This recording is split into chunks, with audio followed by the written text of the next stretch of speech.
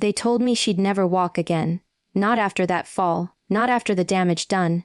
The doctors had nodded with pity, her family had cried, and even she, for a split second, believed them. But then something happened. She blinked. Not out of pain, not out of disbelief, but out of refusal. A refusal to accept the end of her story when she hadn't written the final line. That blink, it was the start of a war against limitation, against finality, against giving up, and she won. On legs that weren't supposed to move again. You see, when people say, "Don't give up," they don't say it because it sounds pretty. They say it because someone kept breathing when the world tried to suffocate them. They say it because someone got up when life buried them alive. And now I'm saying it to you. Not as advice, but as truth carved from experience. You are not here to break. You are here to build. But you cannot build if you surrender every time it gets hard. Everyone wants the prize. No one wants the pain. But you don't grow in comfort. You grow in chaos, in discomfort, in the moments that test the very edge of your limits. You don't learn who you are when everything's going great. You learn it when everything's falling apart, and yet, there you are, standing anyway. We all have battles. Some are loud, public, dramatic. Others are silent wars fought behind eyes that don't sleep at night. But the rule stays the same: you only lose when you quit. And the moment you decide to stay in the fight, even if you're crawling, you're still moving forward.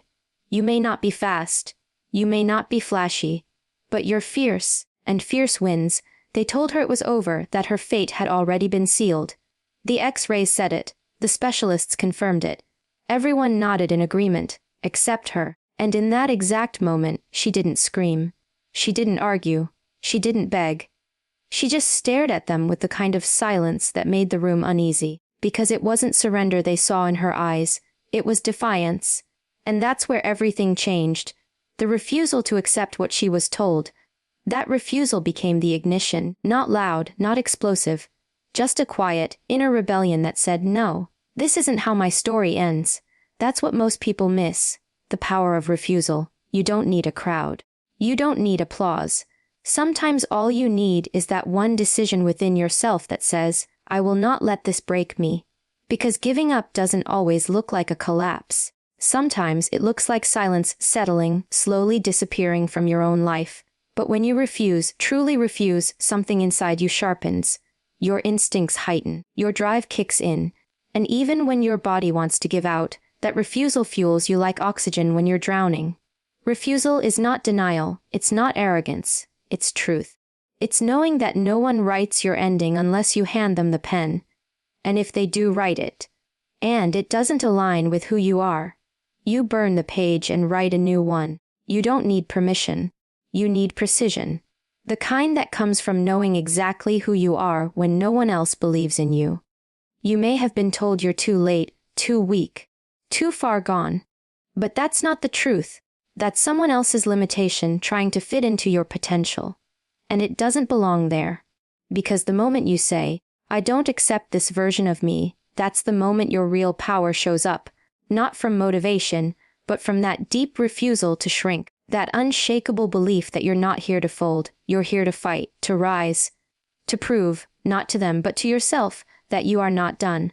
Not now, not ever. Everyone wants the breakthrough, but no one wants to bleed for it. They want success without the sweat, growth without the grind. But let me be real with you. You don't evolve in the easy seasons. You don't become unshakable when everything's calm. You don't build grit sitting in comfort. You build it in the chaos, in the storm, in the moments that make your knees shake and your voice crack. That's where you meet the version of you that can't be broken. You know why some people stay the same year after year. Because they avoid the chaos. They run from anything uncomfortable. But here's the truth. The uncomfortable moments are the ones that refine you.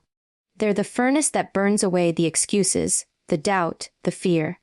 That's where your resilience is formed. In the fire, not in the safety net. So when everything in your life starts to feel messy, unstable, unfamiliar, don't run. Lean in. That chaos is not there to destroy you. It's there to teach you how to become the kind of person who doesn't break under pressure. You think strength just shows up one day. It's built. Battle by battle. Breakdown by breakdown. You want to be unbreakable. Then you better stop wishing for peace and start learning how to perform in the storm. Growth doesn't ask if you're ready, it shows up, tears things apart, and waits to see if you'll rebuild. That's the test. That's the moment most people tap out, but you don't. Because if you can stay focused while everything's shaking around you, if you can still show up, still fight, still speak power into your own life, then nothing, and I mean nothing, can stop you. And the people who come out of the chaos stronger, they're not lucky, they're not chosen, they just never gave up when it got hard, and neither will you. People love the highlight reel, the victories, the celebrations, the trophies, that's what they clap for. But what they never see are the nights when your hands were shaking, your eyes were swollen from crying, and your spirit felt like it was crumbling. That's the part no one talks about, the pain. But I'm going to talk about it, because that pain, it's the price, the real price. You don't get strength without sacrifice. You don't become mentally bulletproof by skipping the hard stuff. You earn it by pushing through the pain that was designed to break you. You think high performers, resilient women, unshakable people are born like that. No, they become that way because they've walked through hell and didn't stop. They fell and they didn't stay down, and every ounce of pain they felt, they turned it into fuel. That pain became their teacher, their edge, their armor. And if you're in pain right now, I want you to understand, you're not weak. You're being refined. You're in the gym of life, lifting the kind of weight that no one else sees. And while they're sleeping peacefully, you're out here building the kind of character that can't be shaken. Pain forces you to choose. You either let it define you, or you let it drive you. But what you don't do is let it defeat you. Because pain has a way of revealing your truth. It shows you what you're made of. And if you can still move when it hurts, if you can still fight with tears on your face, then you're more dangerous than anyone who's never been tested. So stop running from the pain. Embrace it. Sit with it. Learn from it. Because it's trying to build something in you that comfort never could. Anyone can be strong when it's easy. But the ones who rise when it's hard, the ones who keep showing up even when it costs them everything, those are the ones who leave a mark, not just on the world, but on themselves. There's someone out there right now watching you. Not saying a word, not clapping, not commenting. But they're watching. They're paying attention to how you move, how you keep going when it looks impossible, how you don't give up when everything's falling apart. And maybe they don't even know your name, but they're holding on because you didn't let go. That's the kind of impact you're making, even if you don't see it yet. We don't always get to know who we inspire. But that doesn't mean it's not happening. Sometimes your greatest contribution isn't something you say. It's how you survive. It's how you carry yourself with quiet strength when the pressure is crushing. How you get back up again and again, even when there's no audience, no reward, no recognition. That's influence. That's legacy. That's power.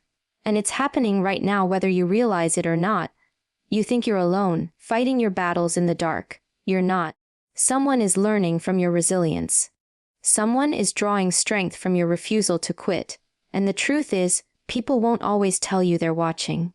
But they are, because real power doesn't need to announce itself. It moves, it acts.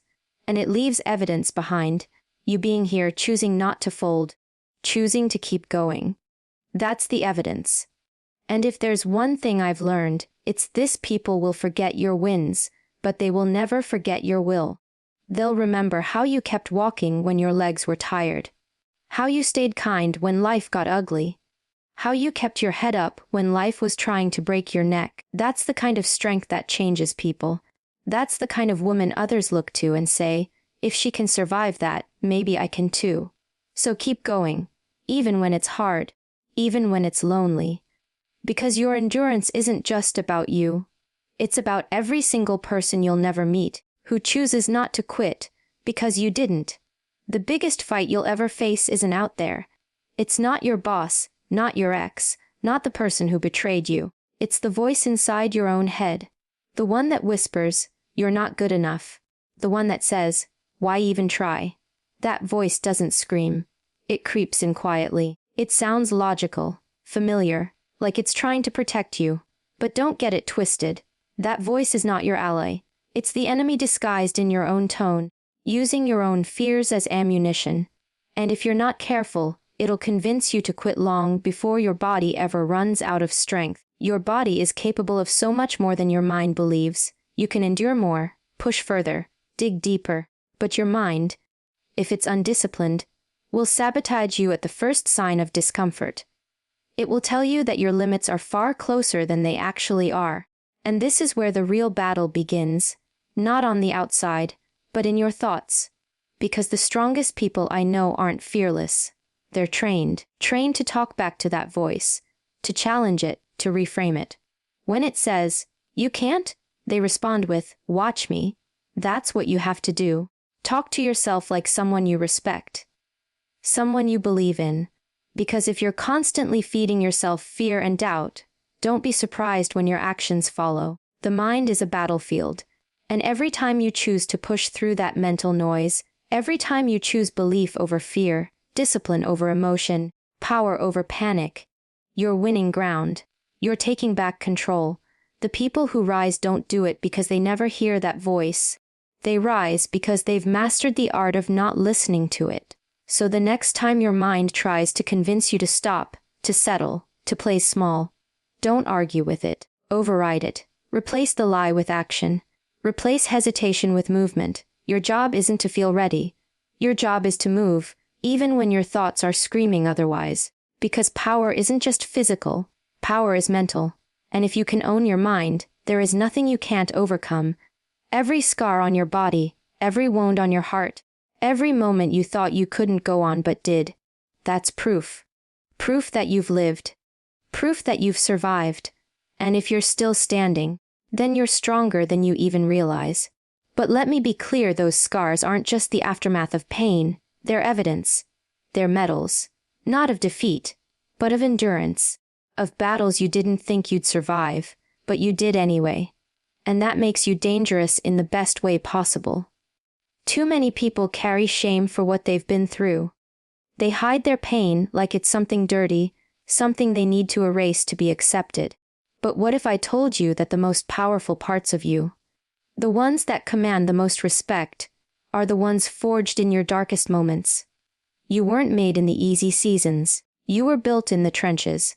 You were built when you had no one else to rely on but yourself. And those moments, those raw, brutal, lonely moments, they carved out the version of you that doesn't back down. When I see someone with a scar, physical or emotional, I don't see weakness. I see a fighter. I see someone who didn't quit. I see a woman who stared hell in the face and said, "You picked the wrong one." That's strength. That's power. And the world needs more of it, not less. We live in a culture obsessed with perfection, with filters, with flawless timelines, with curated success stories that hide the grind. But real strength, it's raw, it's messy, it's forged through failure. And if you're wearing scars, if you're carrying stories of survival, then you're exactly the kind of woman who can lead, inspire, and conquer. Let me tell you something people won't say out loud. The people who look the most put together aren't always the strongest.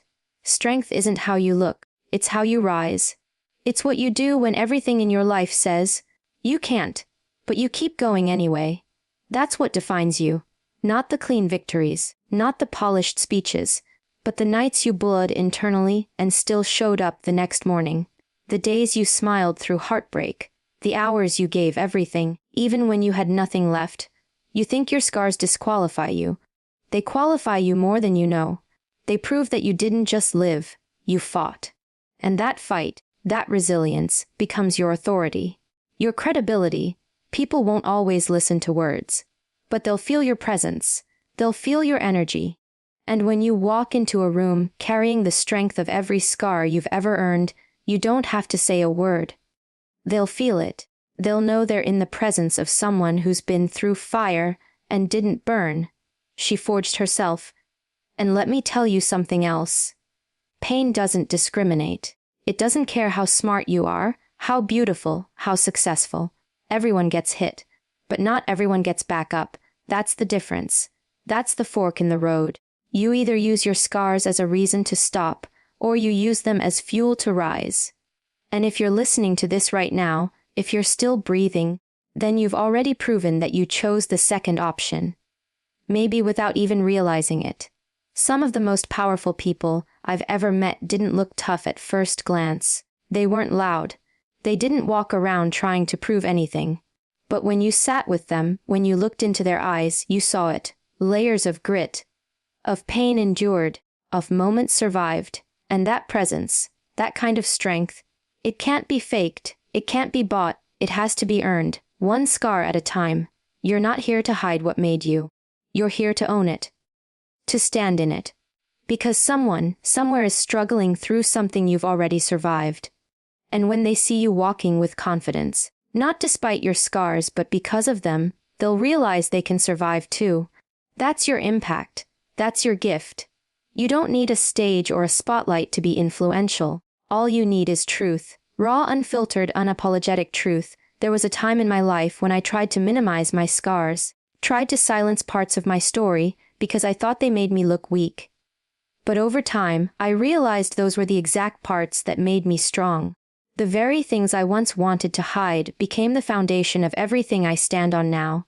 I stopped covering the cracks because I learned that light enters through broken places, and I decided to let that light shine, not just for me, but for everyone who still thinks they have to be perfect to be powerful. You don't. You don't have to be polished. You just have to be real, and that realness, that's your edge. That's what sets you apart in a world full of scripted strength. So stop apologizing for what hurt you. Stop minimizing your survival. Start wearing it. Start speaking from it. Because when you do, you don't just free yourself. You give permission to everyone else to do the same. The scars you carry are not accidents. They're reminders. They remind you that you've been to war, that you've survived loss, betrayal, heartbreak, fear, and still found the strength to keep going. And every single day you choose to keep going, you deepen your roots. You strengthen your core. And you become someone who isn't easily shaken, because you know exactly what it took to become this version of you. So don't let anyone, not even your own mind, convince you that your pain makes you less. It makes you more. It makes you dangerous. It makes you real. It gives your words weight, your silence power, your story purpose. Every scar tells a truth the world needs to hear, not just the wins, not just the peaks, but the valleys, the struggles, the silent nights that no one saw. Those are the moments that built you. And that version of you, the one built in battle, who didn't quit, that's the one who wins in the end. You want to know how I know you're powerful? Because you've been through things that could have destroyed you. But they didn't. You're still here. Still breathing. Still showing up. That's not weakness. That's resilience. And resilience is the rarest form of strength there is. Anyone can perform when the spotlight is on. But you performed in the shadows. You fought without applause. You showed up for your life even when no one showed up for you. And that's what makes you unstoppable. So whatever scars you carry, physical, emotional, invisible, honor them. They're not just marks. They're maps. Maps of where you've been, of battles you've won, of strength you didn't know you had until you were forced to find it. That's who you are. Not fragile, not broken, but rebuilt, reinforced, and relentless. You didn't get through what you got through just to live in fear. You got through it to lead, to speak, to rise. So take every scar and wear it like armor. Because there's nothing more powerful than a woman who knows she can't be destroyed. You keep waiting for someone to show up, to save you, to see you, to finally say the words you've been dying to hear. You're enough, you've got this, I believe in you. But here's the truth. And it's going to sting before it sets you free. No one is coming. No one's riding in on a white horse. No one's going to hand you the permission slip to start living the life you were meant for. Because that's not how this works. The hero you've been waiting for, it's been you this whole time. We are taught to wait for validation, for opportunity, for someone to notice us, promote us, love us, fix us. And that kind of waiting becomes a habit, a trap. It convinces you that you're not ready, not capable, not qualified to take action until someone else gives you the green light. But life doesn't wait. Time doesn't pause until you feel worthy. And at some point, You have to realize that if you keep waiting to be saved, you'll never step into the fire and discover you were the one built to walk through it. You already have what it takes. Every ounce of strength, every instinct, every gut decision that says, go, fight, lead, it's already in you. But here's the thing, power doesn't feel like power when you're not used to owning it. It feels scary, heavy, too big, so you hand it off. You play small, you shrink, you pretend you're not capable because it's safer to stay unseen than to risk standing tall and being targeted. But hiding doesn't protect you, it paralyzes you. It steals your voice, your power, your life. And the people who rise, they're not fearless. They just get tired of waiting. They get tired of holding back, tired of shrinking. One day, something inside them snaps and they say, enough. If no one else is going to fight for me, I will. That's the switch. That's the fire. And once it lights up, there's no going back. You stop looking for saviors and start building yourself. Brick by brick, hit after hit. You show up messy, unsure, afraid, and you do it anyway. That's what makes you a force. I've seen women reclaim their lives with nothing but grit and refusal. No handouts, no support. Just the raw decision to stop waiting and start moving. And you don't need to have it all figured out. You just need to take the next step. One step. That's how power is built, not overnight, not in some dramatic moment, but in the quiet, ruthless decision to keep going, even when you're terrified, even when no one's cheering, even when the path is still blurry. So stop waiting for someone else to see your worth. See it for yourself. Stop waiting for the doors to open. Kick them down. You weren't born to be passive. You weren't designed to sit on the sidelines of your own life. You are your own rescue mission, your own backup plan, your own comeback story. Every time you rise without applause, every time you carry your own weight, you're rewriting the narrative. You're proving that the woman you needed all along is the woman you've become. We've been conditioned to chase perfection, to believe that if we're not the best, we're not worthy. If we don't look flawless, speak perfectly, succeed every time, then we should sit down, stay quiet, and let someone else lead. But let me tell you something. Perfection is a lie. It's a trap. It's a cage that keeps powerful women stuck, silent, and second, guessing themselves. You don't need to be perfect. You just need to keep showing up. The ones who win are not the ones who get it right every time. They're the ones who refuse to stop. They make mistakes, get knocked down, mess it up, feel the shame, and still come back. That's persistence. And persistence beats perfection every single time. You don't build a life you're proud of by waiting for the right moment or waiting until you feel ready. You build it by taking action when it's messy, when it's uncomfortable, when you feel unqualified and afraid, and you do it anyway. Every time you keep going when it's hard, when no one's watching, when no one's applauding, you're building something stronger than any performance could ever give you. You're building consistency, discipline, a mindset that can't be rattled by a single failure. Because you know that failure doesn't end you. It strengthens you. And the more you push through those imperfect moments, the more unstoppable you become. I've seen women wait their whole lives to feel good enough before they speak up, step forward, take the lead. And I've seen other women, with half the skill, but twice the courage, take the shot anyway. And guess what? The courageous ones are the ones who rise. Not because they were better, but because they were relentless. They were willing to get it wrong on the way to getting it right. And that's the difference. You don't need the perfect plan. You don't need to have it all together. You just need to have the guts to show up again, to try again, to believe that your persistence, your refusal to stay down, is the edge no one can compete with. Let others worry about being flawless. You focus on being fierce. Let them hide behind performance. You move with purpose. Because in the long run, it's not the polish that dominate.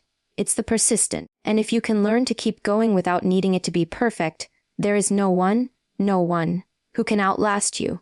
You keep asking why it's so hard. Why things aren't getting easier. Why it feels like every time you climb one mountain, another one shows up. But what if I told you that the mountain isn't the problem? It's the proof. It's not in your way. It's the way. That obstacle in front of you, that challenge that keeps showing up, it's not a sign you're off track. It's confirmation that you're right where you're supposed to be. because you were built for the climb. That struggle, that pressure, that resistance, it's not punishment, it's preparation. You don't sharpen a blade without friction. You don't strengthen muscle without tension.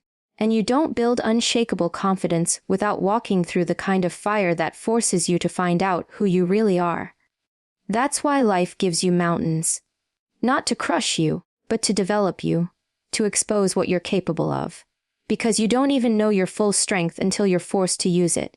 Everyone wants ease, comfort, a straight path, but that's not where greatness lives.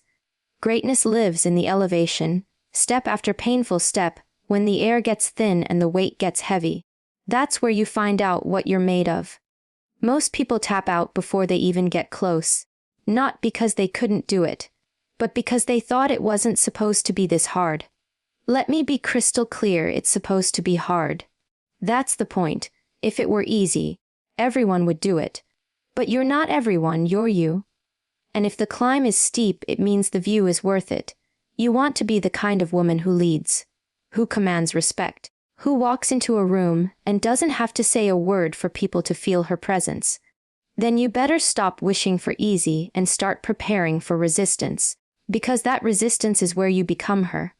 The woman who doesn't flinch, who doesn't fold, who keeps climbing even when her legs are screaming and her lungs are on fire, because she knows what's on the other side is not just a goal, it's a new version of herself. Don't resent the mountain.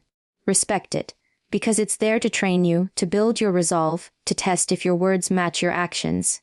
You say you want power, confidence, freedom, then earn it. And don't expect to earn it walking on flat ground. You earn it when your path gets steep and you decide, again and again, I'm not stopping. There is a reason that challenge picked you. A reason you weren't handed someone else's road. Because your strength was made for this climb. Your grit, your history, your fire. It was designed to face exactly what's standing in front of you. So stop seeing it as an attack. See it as an assignment. And don't forget, diamonds don't form in calm conditions. They form under pressure. And right now, that pressure, it's shaping you into something rare, something powerful, something unbreakable. You weren't built to coast. You were built to rise. So dig your heels in, get focused, and climb. There's only one way you lose, when you quit, that's it. Not when you fail, not when you fall, not when people walk away, when the door slams in your face, or when everything feels like it's falling apart. Those are not losses. Those are lessons. The only real loss happens the moment you decide to stop trying. The moment you hand over your power and say, this is too much, I can't. That's when the story ends. And the truth is, most people don't fail because they weren't good enough. They fail because they gave up too soon. You can fall 100 times and still win. You can get rejected, embarrassed, overlooked, and underestimated, and still rise. What you can't do is quit and expect victory to find you. It won't. Victory doesn't chase anyone. You chase it. You bleed for it. You claw for it when it gets dark, when your hands are shaking, when your heart's broken and your mind is screaming to walk away. That's when you earn it. That's when you decide, no matter what comes, I stay in the fight. Every time you've been knocked down and you got back up, that was you winning. Every time you felt like it was the end and you kept moving forward anyway, that was you refusing to lose. You might not have seen the results yet, but that grit, that refusal to surrender, that's the part people can't replicate. That's what makes you different. Anyone can show up when it's easy.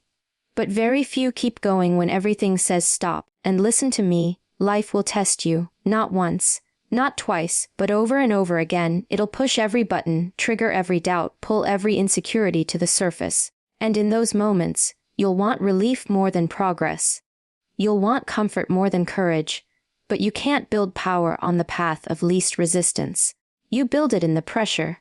You build it when you tell yourself, I'm not backing down. I'm not folding. I didn't come this far to stop now. I've seen people rise who had nothing but heart. No money, no support, no clear path, just grit, and they made it, not because it was easy, but because they never gave up. And I've seen others, talented, brilliant, equipped, who quit the moment it got hard, and that's the difference. Talent is a gift, but perseverance is a choice, and that choice, that's what will define you. You don't have to be fearless to keep going. You don't have to be confident every step of the way. You just have to be committed. Committed to your vision. Committed to your growth. Committed to becoming the woman who doesn't flinch when life throws the punch, because she knows she can take it and keep moving. That's not ego, that's self-respect, that's owning your fight. So if you're tired, rest, but don't quit. If you're afraid, feel it, but don't run. If you're doubting yourself, acknowledge it, but don't give that doubt a seat at the table. You've got one job, keep going. That's how you win. Not by being perfect, not by never falling, but by refusing, flat out refusing, to give up, because as long as you keep showing up, as long as you're still in the ring, the fight's not over. And neither are you. You've made it this far not by accident, not by luck, but by grit, by force, by refusing to back down when everything around you said you should. And if you've survived everything you thought would break you, then you owe it to yourself to finish what you started. This isn't about motivation. It's about discipline. It's about commitment to your future self.